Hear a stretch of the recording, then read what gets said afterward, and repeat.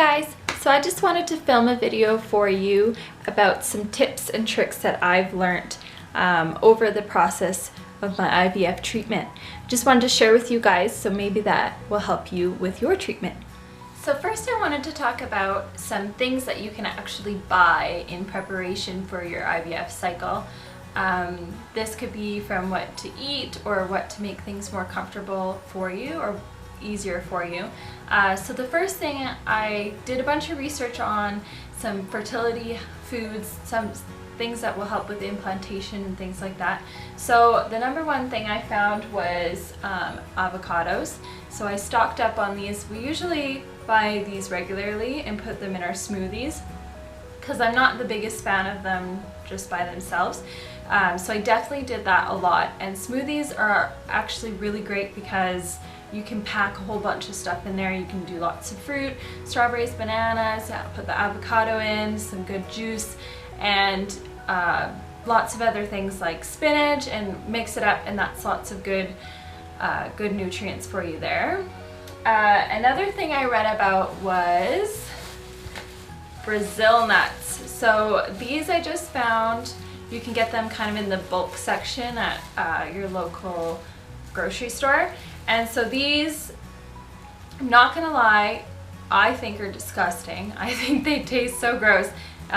Caleb was saying they kind of taste like potatoes, like if you were just to eat a raw potato, like they kind of, So I would eat these and put a couple of chocolate chips in my mouth actually, just to kind of like blend the taste.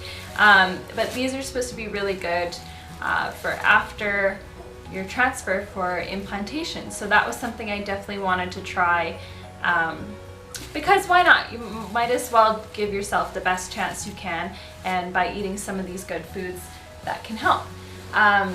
So another thing I read was lots of antioxidants, so that can be found in berries and things like that. Again, I would put them in my smoothies and found it was an easy way to get everything that I needed to get easily. It's easy to just put it in a cup and bring it to work, and very, very tasty too. So next I wanted to talk about some things that I picked up specifically for IVF. So the one thing that I did in terms of clothing is I actually got these funky socks. So they're a little bit longer. I usually wear ankle socks, but I wanted these because they're kind of fun, and you're in like the gross hospital gowns a lot, so it's nice to have some fun socks to wear. So, and they're also, because they're longer, they cover up a little bit of your legs, help keep you a little bit warm. So this is definitely something I recommend. If you already have a pair, that's awesome, but you know what, go ahead and buy some because they come in handy. And so next, another thing that is a given is just loose fitting clothing. So here I just have some Lululemon pants. They're just nice and stretchy, and I would wear these a lot throughout my IVF process because I would get very bloated and just kind of like sore in my abdomen region from all the injections and things like that. Just because wearing jeans when you're stabbing yourself all the time and going to appointments isn't always fun, so a nice comfy pair of pants is a good idea. Also, to lounge in at home, I got some nice jammies, some nice short jammies, and some pants, and these ones have elephants on them. If you know anything about me, you know I love elephants, so I did go out and buy these just because I wanted to feel comfortable and I wanted to feel nice in what I was wearing, because I didn't feel very good physically throughout the process, so that way I just felt a little bit better. So also I did pick up some baby soap. So this, whatever kind is fine as long as it's unscented, and that was because we were told that scent products actually harm embryos. So when you go to the clinic for your egg retrieval or your embryo transfer, it's important to not have any scents on you. So no perfume, no cologne for the men, no like gel or hair products. You're not even supposed to wear makeup or anything. So I just wanted to go the extra mile, and the day before I washed in the shower with the unscented baby soap, and that way I just felt like I was doing more to protect my embryos and other people's embryos who are in the clinic as well, because I would hate to be the cause for theirs to have some kind of damage on them. So this was something I felt strongly about using, but yeah, you can, if you have something similar, anything unscented would be a good choice. Also a must-have, I mean most people have them in their houses, but we got just some ice packs. I got 2 just because there were so many injections that it was nice to get a fresh one out of the freezer for the 2nd or 3rd injection. And I would use this on my stomach and I would press it on there and leave it on there for a little bit just to numb the area before I did the injection. And I found this helped so much. Like I barely even felt the injections because I was just numb, and it was awesome. So I highly recommend using an ice pack. I don't know if I could have done it without it, to be honest with you. So do that. If you don't have one, get one. Honestly, trust me. So another thing I have been doing, and this is carried on throughout the whole IVF process, right from the beginning until even now I'm still doing it.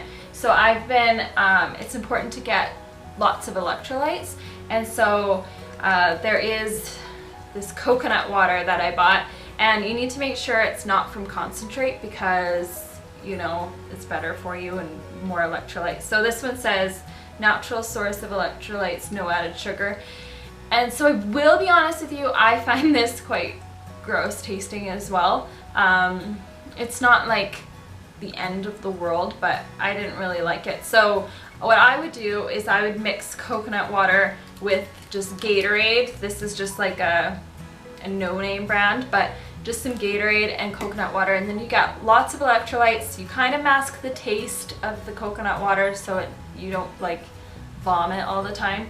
But yeah, it worked out okay, and it's very important to stay hydrated. So that goes for during your injections and during your transfer, and even after, especially after is good to keep yourself very hydrated.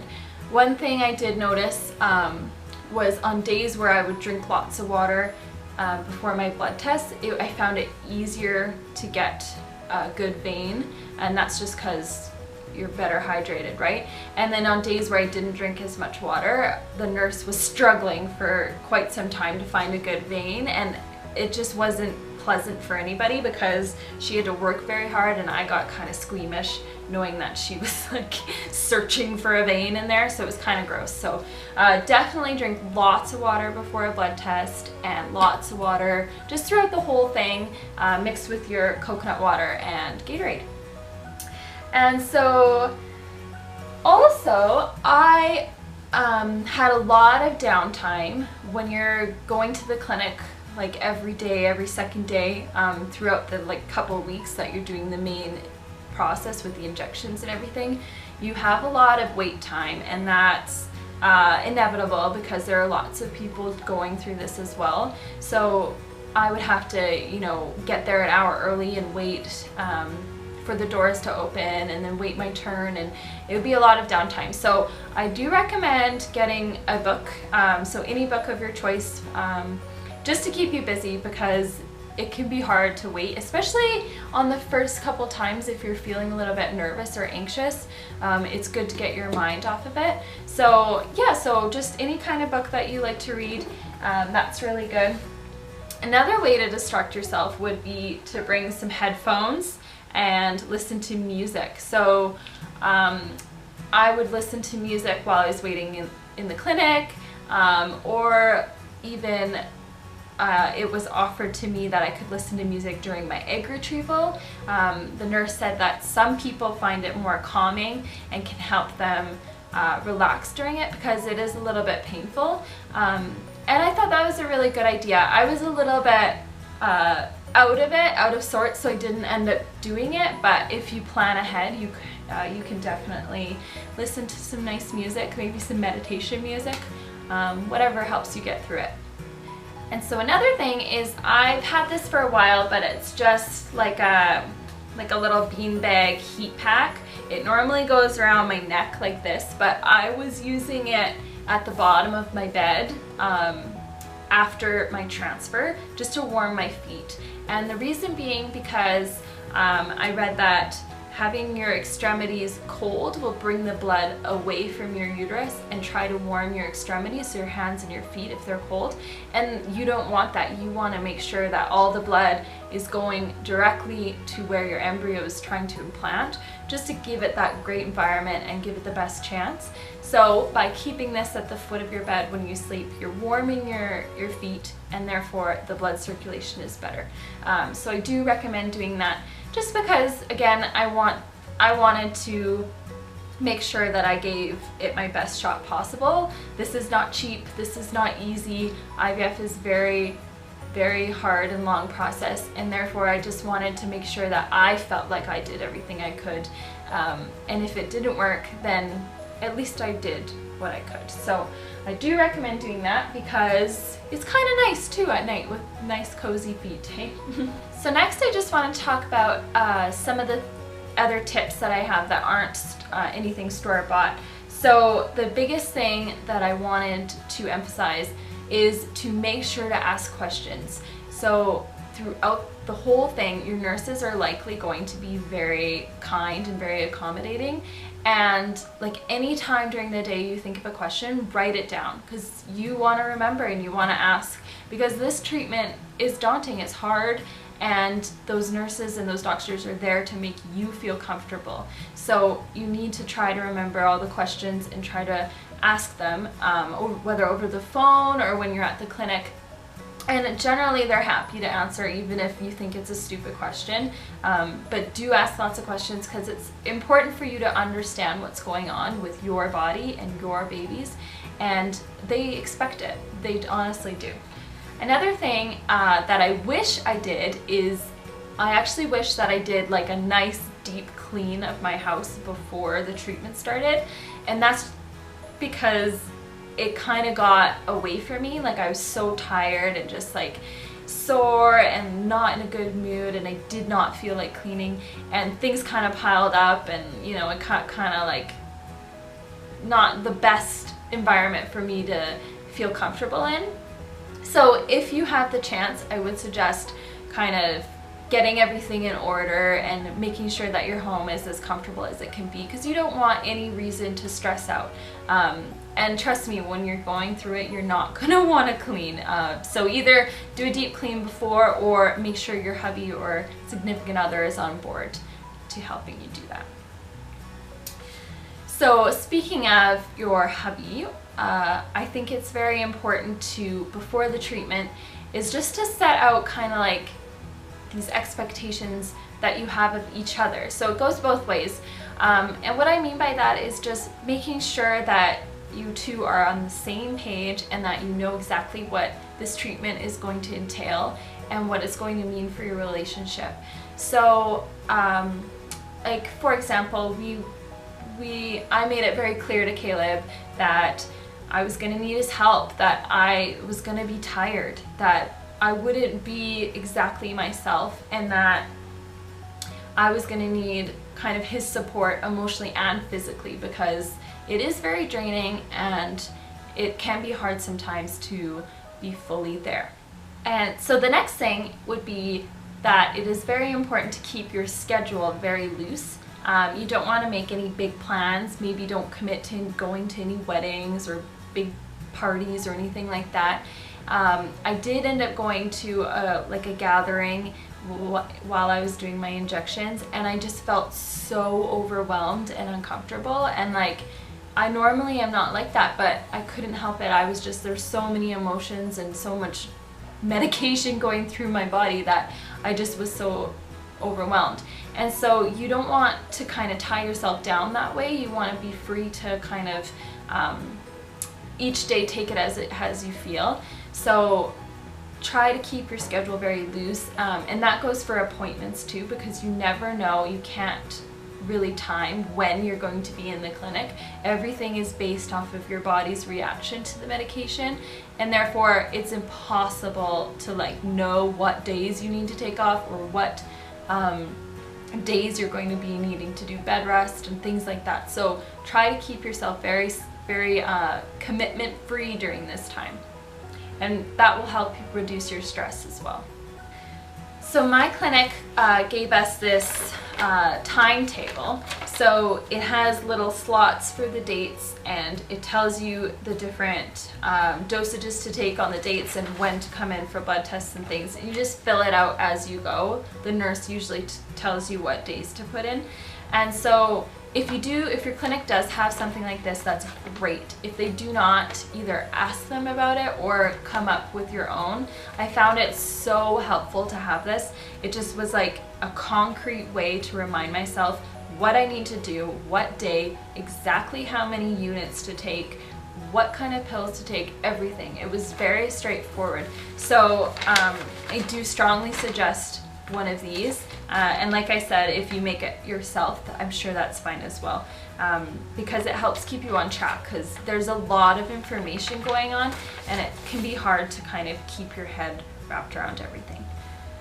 So another big thing I wanted to say was that you need to relax. You need to give yourself time to have naps, like sleep. You're allowed to sleep in when you're not working and things like that. Like, really allow yourself that time and the space to rest is so important, because you're just going to be exhausted. And I don't just mean physically, I mean emotionally and mentally. There's so much that goes into this. You're constantly on the phone with nurses, you're constantly thinking about what dosage to take, you're working yourself up about whether it's going to work. You have to give yourself time to process and to let yourself kind of be zen with everything, and I think that's very important. So if you do have to work during this process, that's totally fine. I had to as well. But when you get home, like, sit on the couch for a few minutes and like breathe and just let it all sink in, and then get to what you have to do. Make sure that you're letting yourself recuperate, because it is very, very hard on your body. So one thing that is very important with IVF treatment is timing, and it's so hard to control that. I know I had a hard time myself, because I wanted to have everything timed the way, like, perfectly with my work schedule, and have it all work with Caleb's work schedule and everything. But I just want to say right now, it's not going to work the way you think it's going to be, and you can't control it. So a big thing would be to keep the positivity around you. So I found that I wanted to make sure that I surrounded myself only with people who would uplift my mood or keep things positive. You don't want to associate with anything negative. So whether that be somebody else's bad news or something like that, you're allowed to kind of take a few days of selfishness and not worry about anyone else, and try to keep things very positive around you. So the absolute biggest thing that I learned from this process, and that I want to share with you guys and warn you guys about, is that nothing, and I mean nothing, is going to go exactly how you have planned. I had so many setbacks, so many things go completely opposite of what I had originally thought of in my head, and so many things that I had to come to terms with. And so my biggest piece of advice for you would be, as you're going into the treatment, don't like set yourself up for failure with all these expectations of how it's going to go. You know, like, be flexible. Like, maybe you won't get to decide what day transfer you'll have. Maybe you'll be forced to have a 3-day transfer like I did.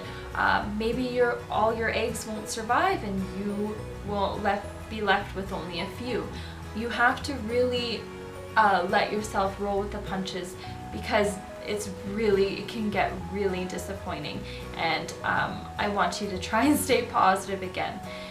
So for me, it was hard, because I had all of these things that I had set out that I was sure that were going to work my way, and that I was sure that was going to happen for me, and unfortunately almost nothing did.